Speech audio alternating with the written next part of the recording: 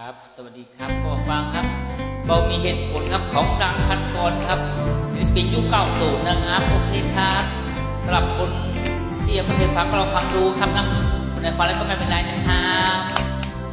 มีแค่หัวใจหนึ่งที่มันคงเสมอ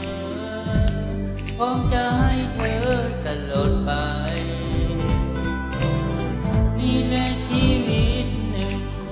ที่ยังคงหวังไว้ให้เธอคนเดียวเธออาจไม่รู้แต่ยังสงสัยว่าทำไมฉันจึงทำเพื่อเธอทุกอย่างต้องการสิ่งใดทุกอย่างที่ทำไปนั้นเพื่ออะไรฉันไม่มีเหตุผลใดให้เธอและมันมีเหตุผลในตัวของมันฉันแค่ทำสิ่งนี้ที่ใจต้องการหรือแค่เธอจะยอมรับมันไป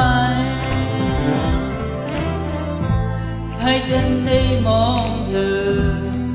อยู่ที่ตรงนี้แค่เท่านี้ฉันก็สุขใจที่ฉันนั้นทำอยู่อาจไม่มีความหมายแต่ทำเพื่อเธอเธออาจไม่รู้แต่ยังสงสัยว่าทำไมฉันจึงทำเพื่อเธอทุกอย่างต้องการสิ่งใดทุกอย่างที่ทำไปนั้นเพื่ออะไรฉันไม่มีเหตุผลใดให้เธอ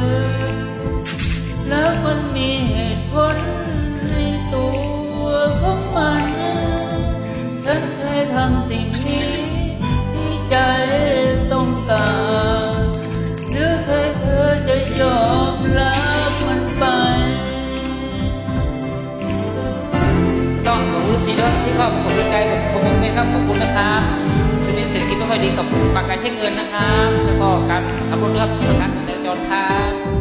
ฉันไม่มีเหตุผลใดให้เธอแล้วมันมีเหตุผลในตัวของมันฉันแค่ทำสิ่งนี้ที่ใจ